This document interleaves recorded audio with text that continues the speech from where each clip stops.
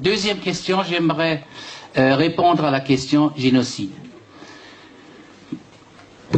Personnellement, je parle de 4 génocides. Le premier en 72 au Burundi, puis il y a un au Rwanda contre les Tutsis que j'appelle un génocide sui generis, c'est-à-dire un génocide qui ne correspond pas à la définition normale, la définition retenue en 48. Et puis il y a le troisième, c'est celui que Kagame a tout de suite fait au Byumba. Et le quatrième, c'est contre les réfugiés. Les trois rentrent dans la définition de 48, planifié, avec une armée, avec un pouvoir d'État. Celui contre les Tutsis est unique parce qu'il s'est développé dans un vide étatique. Il n'y avait pas d'État.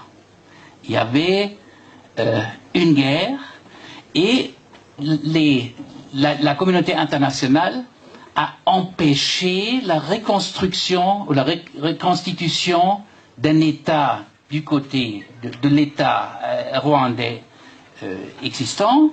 Donc on a tout fait pour faire ce vide et pour laisser partir une haine qui était prévisible. C'est pour ça que je reviens à cette question. Ces gens-là qui ont fait cette commission internationale savaient ce qu'ils voulaient faire.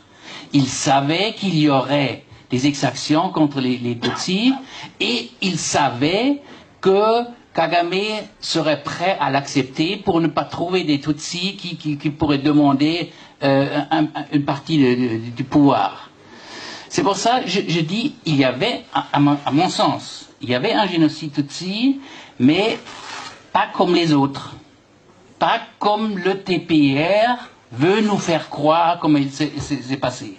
J'étais un des premiers à dire, dans le procès Naïmana, j'ai dit, il n'y avait pas de planification. À l'époque, on m'a ridiculisé encore. L'Irlandais, les gens ont dit, il est fou. Ce fou dit, nous, qu'il n'y avait pas de planification. Maintenant, on ne rigole plus, parce qu'on sait que ça n'a pas existé, parce qu'on n'a pas prouvé pendant 10 ans de tribunal, ils n'ont pas prouvé ces planifications. Je crois que c'est ma position là-dessus, mais je précise toujours, quand je parle disons, du génocide Tutsi, ce n'était pas un génocide dans les définitions, parce qu'il n'y avait pas un État qui était derrière pour le faire. C'est à mon avis le génocide le plus spontané qui a existé dans l'histoire jusqu'à présent. Merci. S'il y avait d'autres, j'aimerais une petite question sur est-ce qu'il y aurait un génocide si RTLM n'existait pas?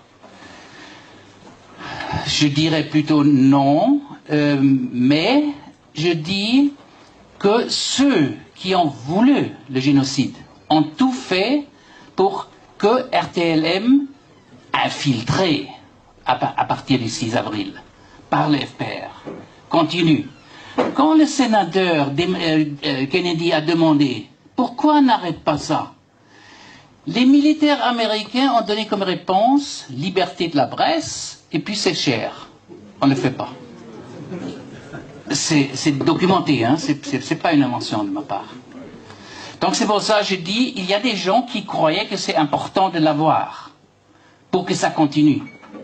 Et Kagame a tout fait pour ne pas empêcher ce génocide, pour revenir à la logique historique, pour dire si jamais on peut dire qu'il y avait un génocide contre les Tutsis, présentés comme les Juifs d'Afrique, à ce moment-là, la bataille est gagnée. C'est diabolique. Merci.